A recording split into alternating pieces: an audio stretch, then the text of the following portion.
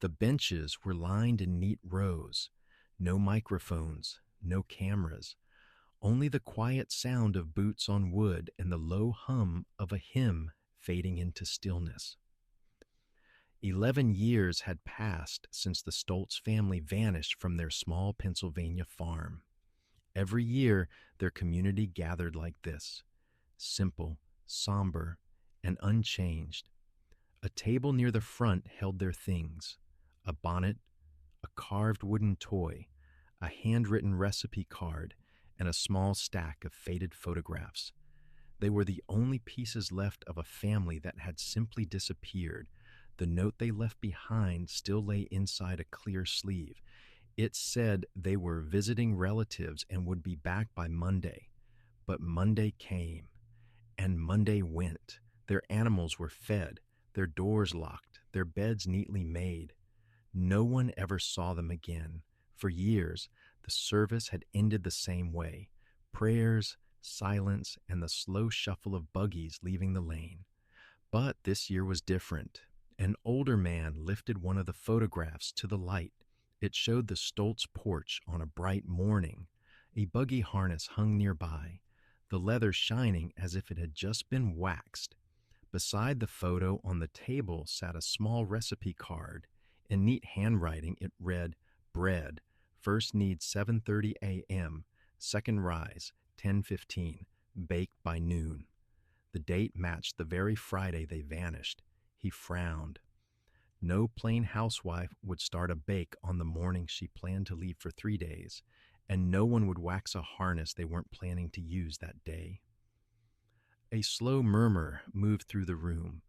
What once looked ordinary now felt wrong. The dough that never baked, the harness that gleamed for a journey that never happened. A normal morning that suddenly made no sense at all. The elder set the photo down and looked toward the door. His voice was calm, but his words carried weight. "This time," he said, "we're not ending the service with silence." And just like that, grief turned into purpose. The search for the truth, buried for 11 years, had quietly begun. It was a calm Friday morning in late summer 1989. The sun had just touched the fields behind the Stoltz farmhouse, and mist still hovered over the grass. Jacob Stoltz had milked the cows before sunrise, just as he always did. Anna was in the kitchen, preparing breakfast for their 4 children. The house smelled of bread dough and coffee. Everything about that morning was ordinary, maybe too ordinary. Around 7, a neighbor named Samuel stopped by with his wagon. He was supposed to help Jacob load lumber for the weekend market, but Jacob waved him off. He said they wouldn't be selling that weekend. The family was heading out of town to visit relatives in Lancaster. He sounded calm, even cheerful. Samuel noticed nothing strange, except that Anna's baking had already started. She never began a batch of bread if they were leaving for days. By mid-morning, the Stoltz children were seen near the barn, feeding chickens and chasing each other through the dust. A few neighbors passed by and waved. Everything looked normal. Animals tended, washing on the line, smoke rising from the stove. That was the last time anyone saw them. Later that evening, when the lanterns at the Stoltz house stayed dark, Samuel grew uneasy. The following day, he stopped again, found the doors locked and the yard silent. Inside, everything was neat. Supper plates were clean and stacked. Beds were made, nothing broken, no struggle, just a single note sitting on the kitchen table. It read, "Visiting relatives for church matters. Will return Monday. Don't worry about the animals. Arranged for neighbor boys to help." The handwriting was unmistakably Jacob's, his careful, steady script. The note sounded plain and practical, just like him. So no one panicked. The neighbors took it at face value. They fed the livestock. They waited. But Monday came and went. Then Tuesday. No wagon returned down that dirt road. No letters arrived. No word from Lancaster or any other Amish settlement in the state. By the end of the week, the bishop called the county sheriff. Deputy Mark Harlan arrived the next morning. He was well liked by the Amish, polite, soft-spoken, and known for handling their concerns with respect. He examined the note, took statements, walked the property, and asked careful questions. The family's buggy was gone, but their spare horse remained in the stable. All clothing, tools, and belongings were in place. The home felt paused, not abandoned. Harlan made phone calls, checked bus stations, and searched for traffic reports. He found nothing unusual. No witnesses, no wagon accidents, no trace. After a few days, his tone changed. He told the bishop the family must have left by choice. He used the phrase, voluntary disappearance. To the outside world, it sounded logical. To the community, it sounded final. The Amish are private people. They avoid conflict with English authorities. Once the police decided no crime was committed, the case quietly closed. There were no protests, no reporters, no further visits. The farm stayed empty. Each season, grass grew taller along the fence line, and paint peeled from the porch rails. Jacob's brother, Levi, kept the house swept but untouched, as if one day the family might still walk through the door. The note stayed pinned above the kitchen table, its ink slowly fading under sunlight that fell through a cracked curtain. Year after year, the same questions lingered. Why would a family with no debts, no disputes, and deep roots in their faith simply walk away? And why had no one ever found the wagon or horses they left with? The silence of the place became its own kind of answer. The community believed in patience, in letting God reveal what man could not. So they prayed, they waited, and time moved on. Quietly, like a river under ice. For 11 years, the Stoltz farm stood as it had been left that Friday morning. The dough had risen and collapsed into dust. The tools in the barn rusted in their racks. And on the kitchen wall, that same handwritten note stayed pinned, still promising a return that never came. The air inside the meeting house was still. The service had ended, but no one was ready to leave. The table at the front was covered with memories, photographs, small tools, recipe cards, and worn clothing that once belonged to the Stoltz family. Each item carried a quiet weight. It was more than remembrance now. It felt like evidence waiting to speak. Levi Stoltz, Jacob's younger brother, picked up a photo he'd seen 100 times before. It showed the family on their porch, just days before they vanished. Jacob stood at the edge of the frame, hat tilted against the light. Anna sat holding their youngest on her lap. The 3 older children lined up beside her, smiling shyly at the camera. Behind them, a clothesline stretched across the yard, heavy with shirts and aprons still damp from washing. Next to the photo lay the small recipe card. The handwriting was clear and deliberate. Bread. First needs 7:30, second rise 10:15. Bake by noon. The date written in the corner matched the morning they were said to have left. Levi stared at it for a long time. Something about it refused to fit. He had grown up watching his sister-in-law bake. She never started dough if they were leaving the farm. Bread couldn't wait 3 days. It would sour, collapse, and turn to waste. Why would she write a schedule for a bake she would never finish? He looked again at the porch photograph. The harness hanging behind Jacob's shoulder caught the sunlight in a sharp gleam. Fresh wax, fresh work. Levi had spent years tending leather. He knew that shine only lasted a few hours after waxing. If Jacob had polished his tack that morning, it meant he was planning to use it, not to pack it away, not to leave.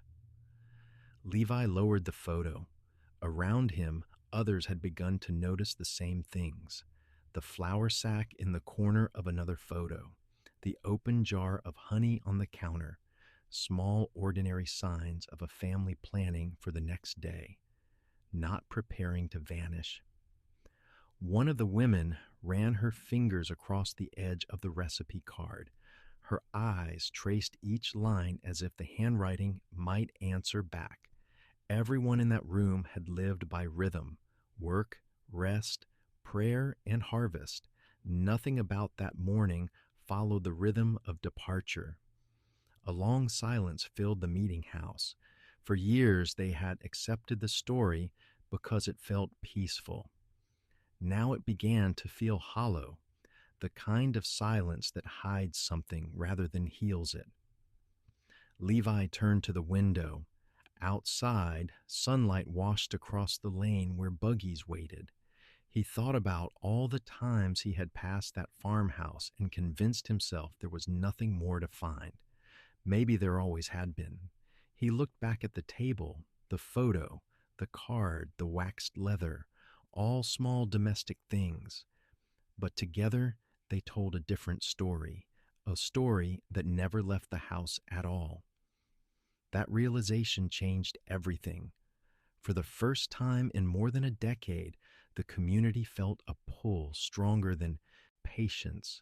They would not go to the police right away. Not yet. They would look for answers themselves, carefully and quietly, as their way demanded. That afternoon, Levi gathered a few men he trusted: farmers, carpenters, men who knew every path and creek on that land. They agreed to meet the next morning at the old Stoltz farm. They would walk the property again, look for anything that had been overlooked or dismissed. The women promised to sort through boxes of stored belongings and photographs for anything out of place. When the last hymn book was closed and the benches pushed back, no one said goodbye. They simply nodded to one another, the way people do when words are too heavy. For the first time, the annual service ended with something other than prayer. It ended with purpose. Levi stepped outside into the cool light of evening. The smell of fresh-cut hay drifted from the fields, and in the distance, a horse whinnied softly. He tightened his coat and looked down the road toward the empty farmhouse. The bread, the wax, the photo, they weren't just details. They were messages frozen in time, waiting to be read. Tomorrow, he thought, they would begin reading them. The next morning came quiet and gray. Levi stood outside the old Stoltz farmhouse, keys cold in his hand. He had opened this door before, dozens of times over the years, but today felt different. This time, he wasn't there to dust or remember. He was there to search. The hinges groaned as he stepped inside. Dust drifted in the sunlight that slanted through a cracked curtain. Everything looked the same as it had for years. Simple furniture, bare floors, a table that still held the faint ring of a teacup. But now, every object felt like it was waiting to explain itself. Levi began carefully, moving from room to room. In a drawer near the stove, he found a stack of letters, old receipts, and scraps of paper tied with string. Most were normal: feed orders, sewing notes, a school donation list, but near the bottom, one receipt stood out. It was printed on county paper. The date matched the week before the disappearance. At the bottom, in clear handwriting, was a name he recognized: Deputy Mark Harlan. Levi remembered him well. Every Amish family in the area did. Harlan had been the bridge between the plain people and the English world. When there was a road accident, he handled it. When a stranger came through selling machines, he made sure it stayed peaceful. He was polite, quiet, and careful with his words. He always removed his hat before stepping inside a farmhouse and never mocked their ways. People trusted him. Back in 1989, when Jacob and his family vanished, Harlan had been the first to arrive. He'd driven up in his county-issued pickup, parked at the end of the lane, and spoken softly to everyone who gathered there. Levi still remembered his words. "I'll handle this for you. No need for outsiders to stir up trouble." And they had believed him. Now, looking at that receipt, Levi wondered what handling it had really meant. The receipt itself was for a fuel delivery permit, a signature from Harlan, allowing a private company to transport gasoline to rural properties. The address field was blank. It didn't belong to Levi, and it didn't belong to any of their neighbors. Why had it been among Jacob's papers? Levi set it aside and continued searching. In a small chest near the window, he found something else, a tool marker, the kind the sheriff's office used to label borrowed equipment, stamped metal, dull with age, but still legible, property of Lancaster County. He turned it over in his hand, remembering how Harlan had once borrowed tools to fix a fence after a storm. He'd said he'd return them in a week. They were never seen again. One by one, the small inconsistencies began to form a pattern: receipts, missing items, promises that never came full circle. By mid-morning, Levi drove into town to visit the clerk's office. The county records were kept in a narrow brick building that smelled of old paper and coffee. When he asked to see property filings from 1989, the clerk looked puzzled. Most were gone, moved, archived, or missing. But she did find one short note attached to a development permit. It mentioned land under review along the Stoltz Ridge. The signature at the bottom was the same as the one on the fuel permit: Mark Harlan. Levi thanked her, folded the copy carefully, and stepped back into the daylight. The town looked the same as it always had: slow, quiet, ordinary. But beneath that calm, something didn't feel right anymore. He sat in his buggy for a long time, looking down at the papers in his hands. For years, Harlan had been the friend everyone trusted, the man who helped with barn raisings, the man who brought food during storms, the man who said he was protecting them. Now it felt as if every kind gesture had been a brick in a wall, something built to keep them from looking too closely. That afternoon, Levi stopped by the feed store, where Harlan's name came up again. The owner mentioned how the deputy used to stop by for supplies that weren't on any police list: tarps, rope, fuel cans. He'd always pay in cash, never ask for a receipt. Nobody questioned it. He was a friend. As Levi left the store, a chill settled in his chest. For the first time, the picture forming in his mind was darker than grief. What if their trust had been the very thing that doomed his family? The man they called a helper may have been helping himself all along. For the next few days, the small circle of men and women from the meeting house worked quietly. They moved without noise, without gossip, each taking a part of the search. One went to the county archives, another to the feed store. Levi and two elders visited the land office in town. They wanted facts, not rumors. At first, everything looked routine: folders stacked by year, labels fading from sun and dust.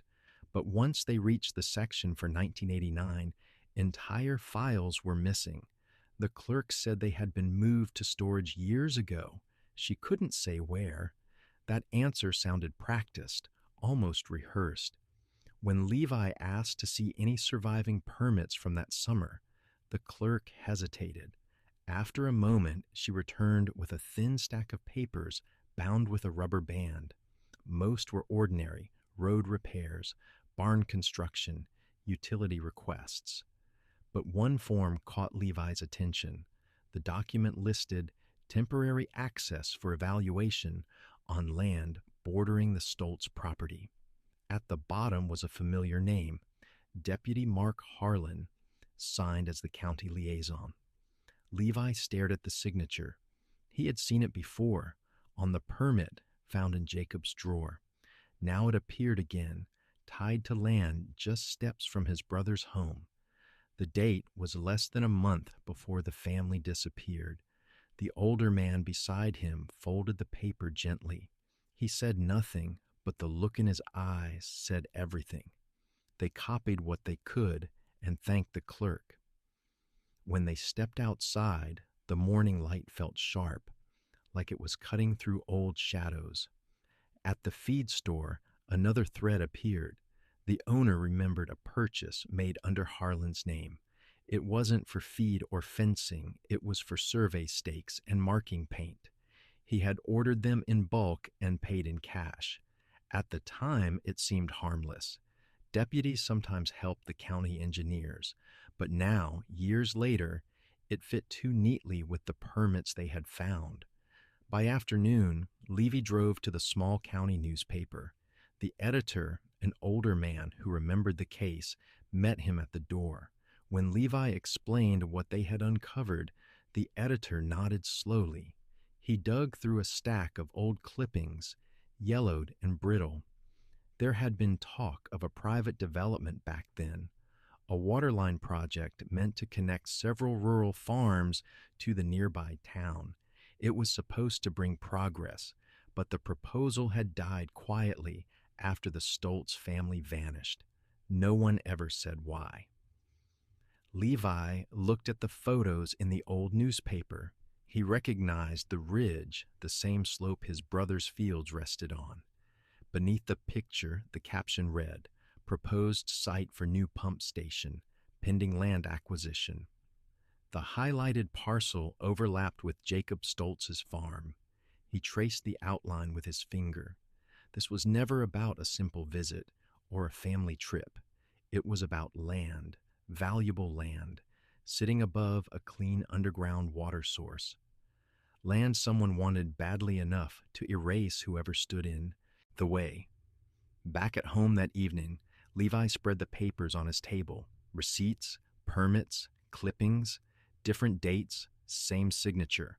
Harlan had been everywhere in those weeks, supervising permits, inspecting roads, visiting farms, always smiling, always trusted. For 11 years, no one questioned how a deputy became involved in private projects. They thought he was helping their community stay safe from outsiders. Now it looked like he had been helping the outsiders instead. Levi leaned back, staring at the quiet lamplight across the table.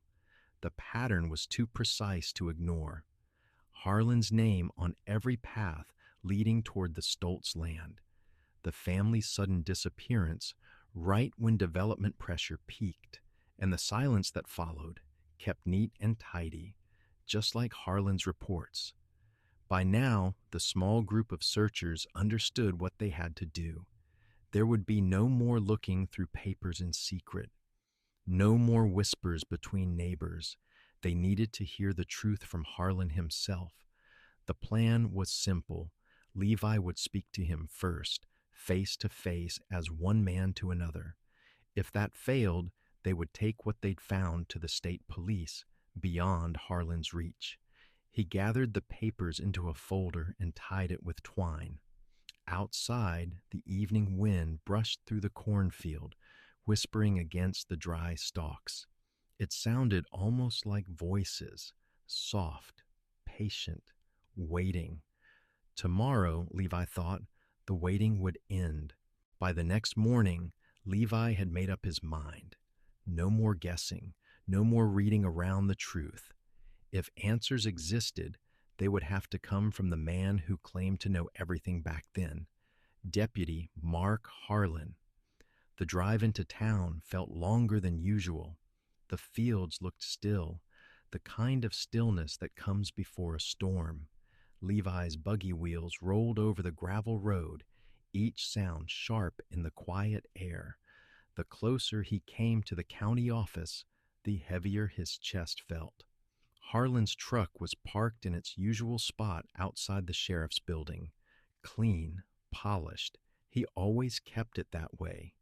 Inside, the lobby smelled of floor wax and coffee, the same as it had 11 years earlier when Levi had first reported his brother missing. The deputy's office door was half open. Harlan sat behind his desk, reading a file. When he looked up and saw Levi, his expression softened with practiced warmth. "Well, I'll be," he said, standing. "Levi Stoltz. It's been too long." Levi nodded politely. "It has." For a moment, neither man spoke. Then Harlan gestured to the chair across from him. "Sit down, friend. What brings you in today?" Levi took the seat, setting a small folder on the desk between them. "I've been going through some of Jacob's things. Found a few papers with your name on them."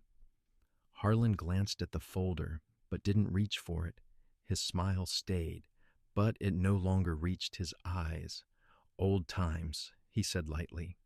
"Back then, I handled a lot of community paperwork, mostly small matters, permits, access for utilities, nothing worth dusting off after all these years." Levi kept his tone even. "These ones were signed right before my brother's family disappeared." Harlan leaned back in his chair. "Coincidence, I'm sure. You know how these offices run. Dates overlap, records get messy. I remember that case well, though. Hard time for everyone. Your brother was a good man." Levi studied his face. The deputy's voice was steady, too steady.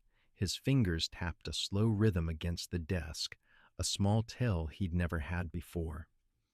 "Do you remember what those papers were for?" Levi asked quietly. "Development review, I think," Harlan said after a pause. "Some talk about a waterline project that never happened. County wanted to bring better access to the ridge.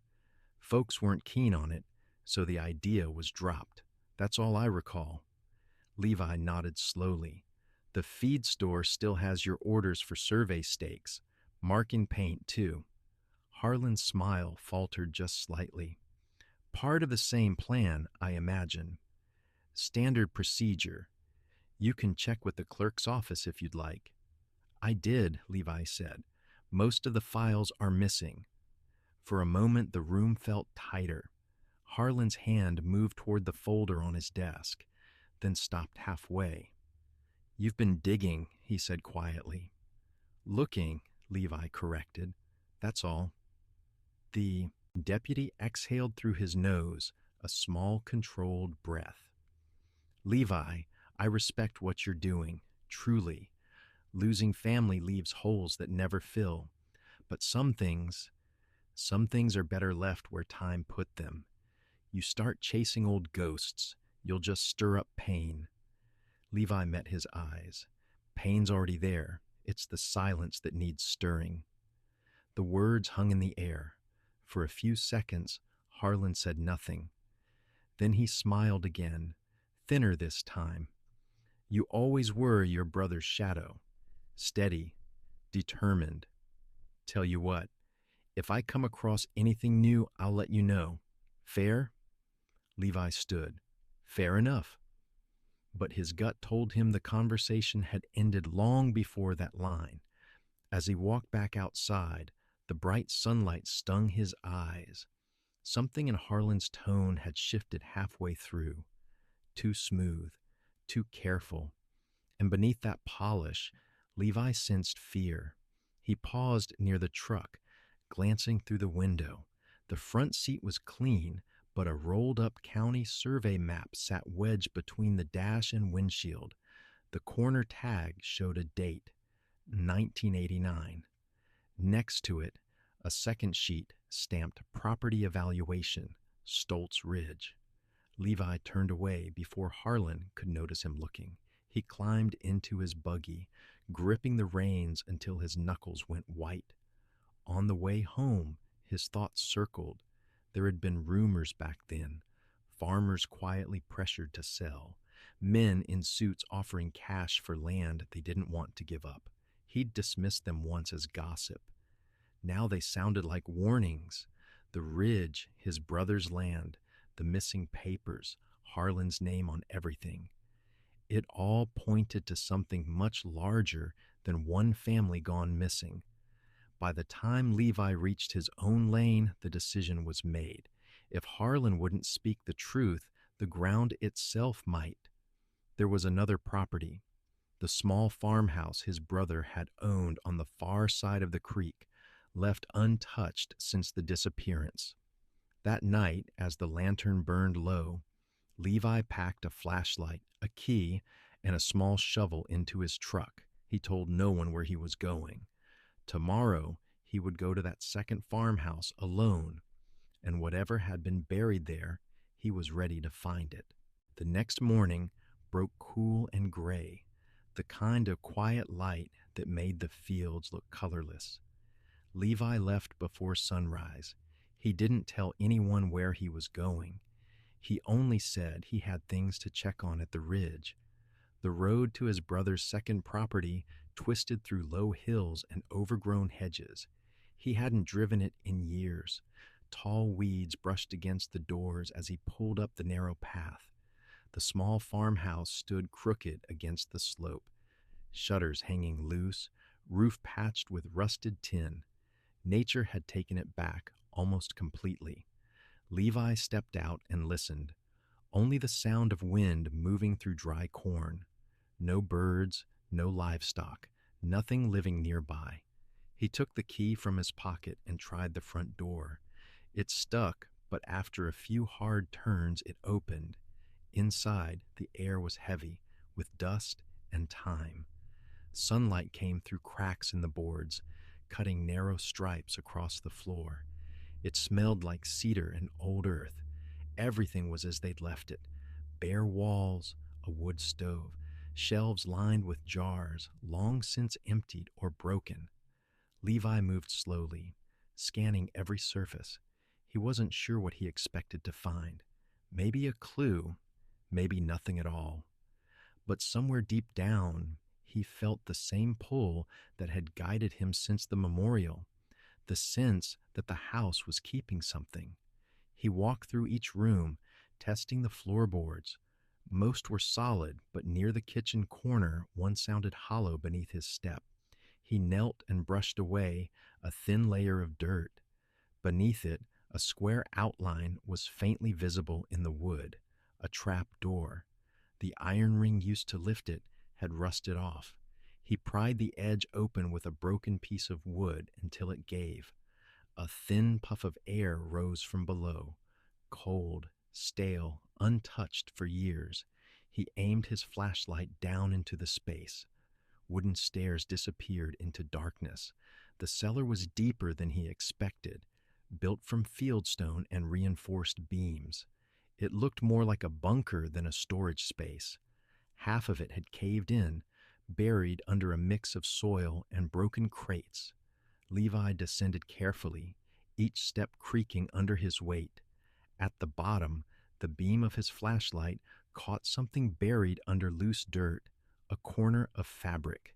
He crouched, brushed it clear. It was part of a small child's dress, plain blue cotton, faded but intact. His stomach tightened. He swept the light wider. Against the far wall were other things, stacked in an eerie kind of order.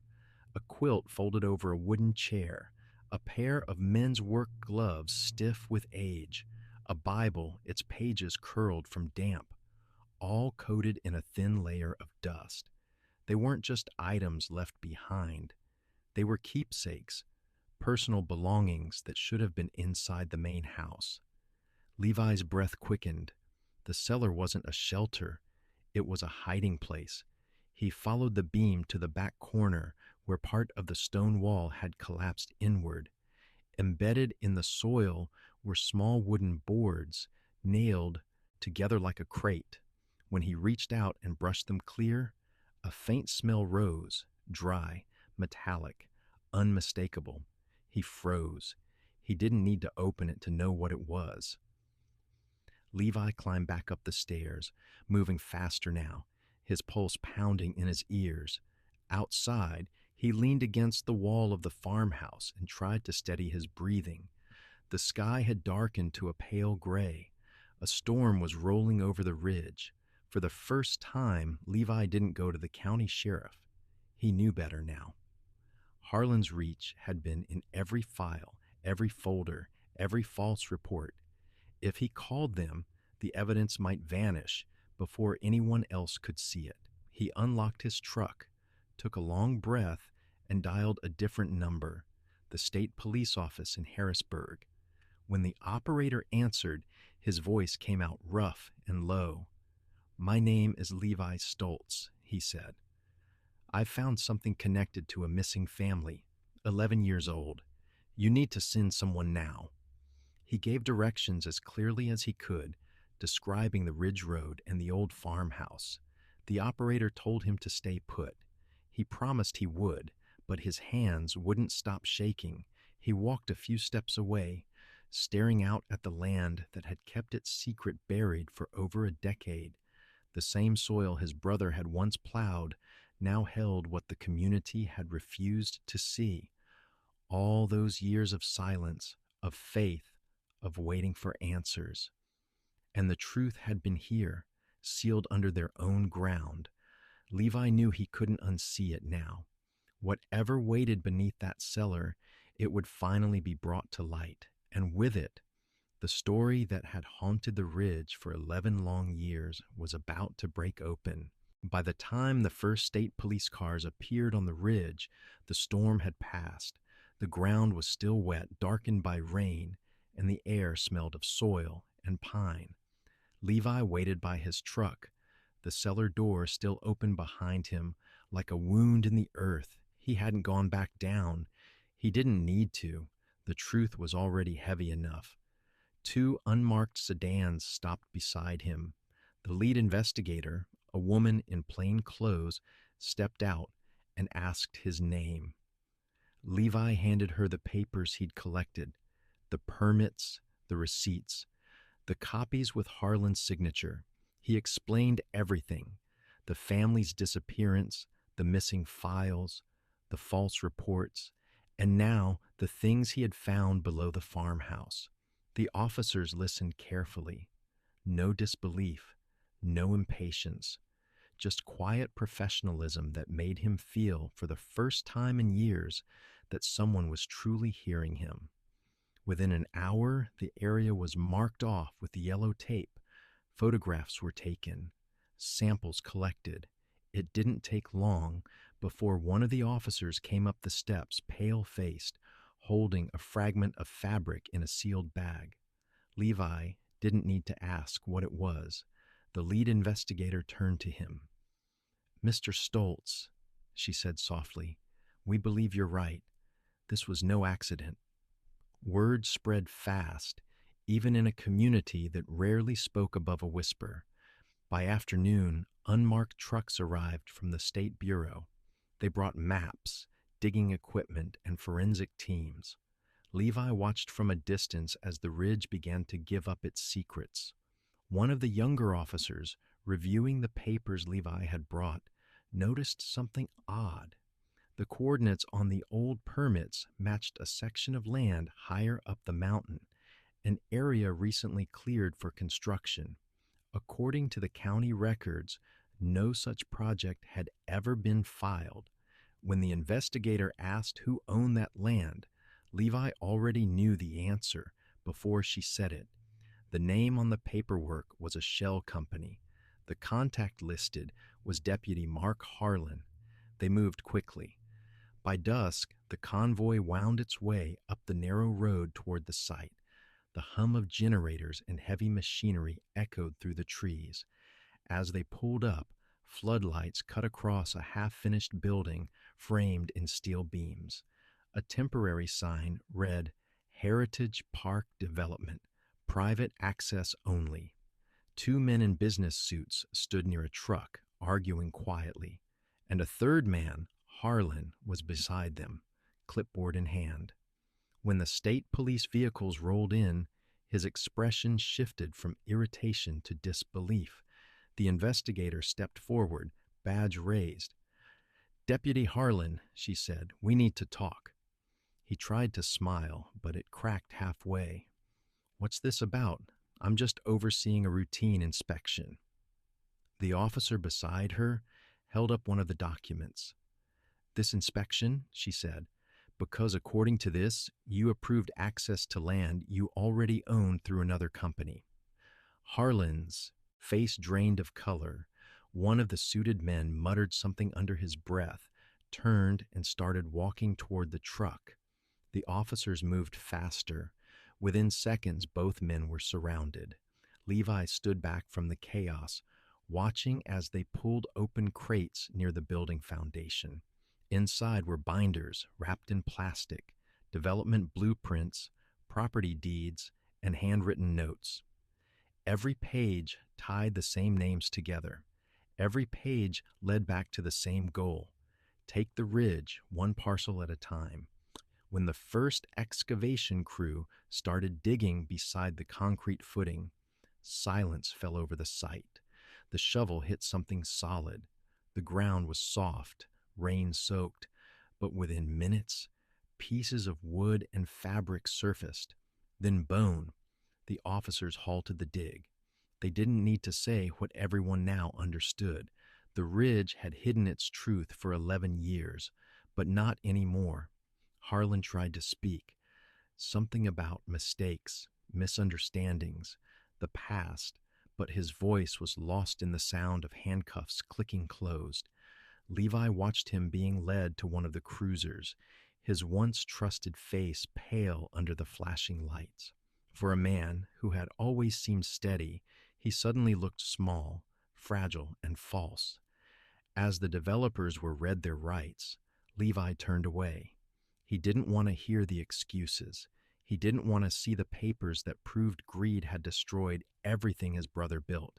He only wanted the ridge to rest again.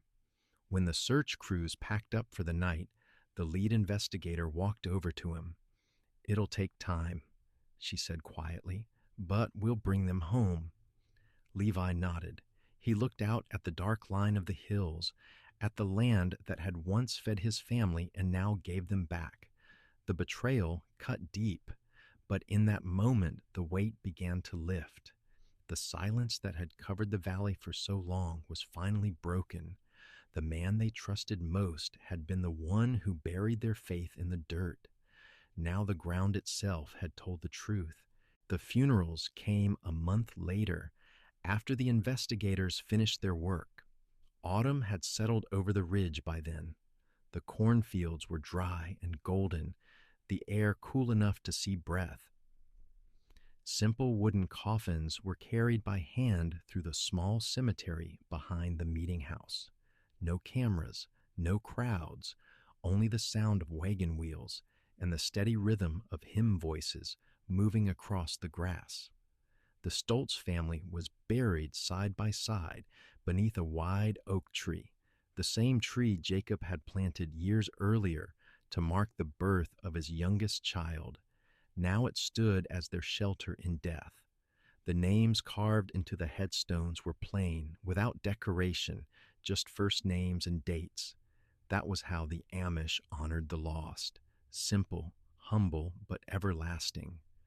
Levi stood apart from the others, his hands clasped in front of him. He had spent weeks answering questions, signing statements, and sitting through hours of quiet interviews.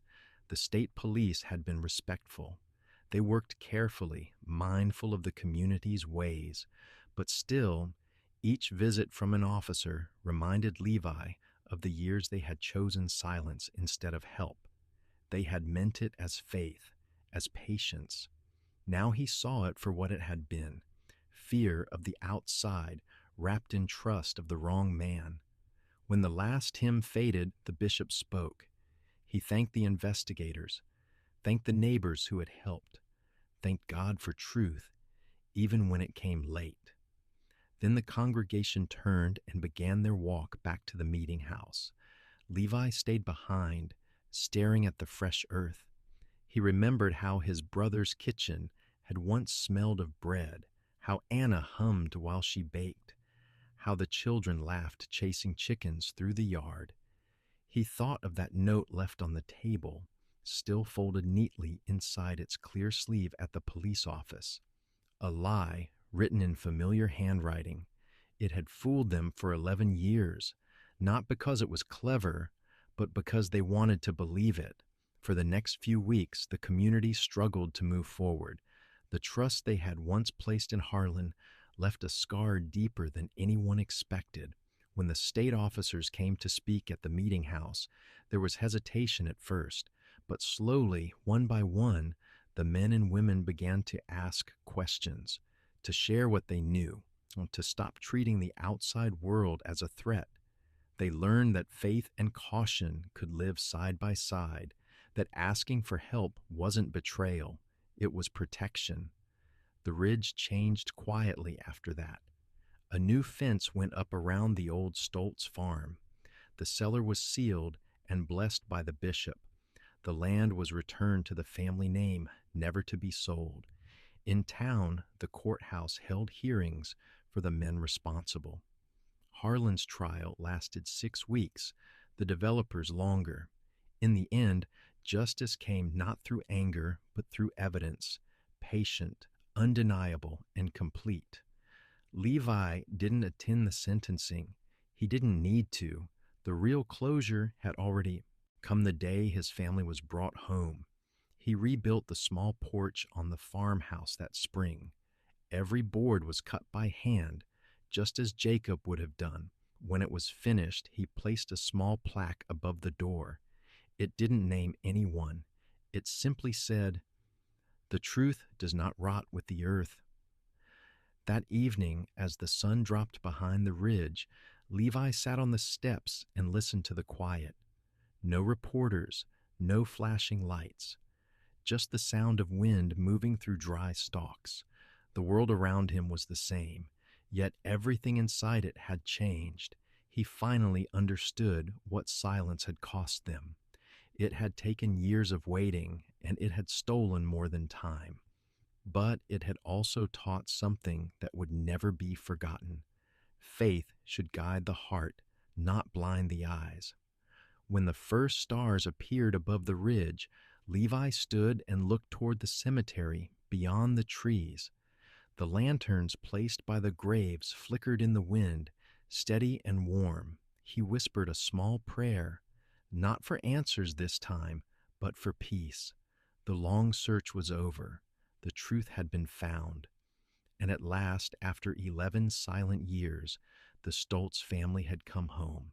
Some stories end with noise, sirens, headlines, and flashing lights, but others, like this one, end in quiet.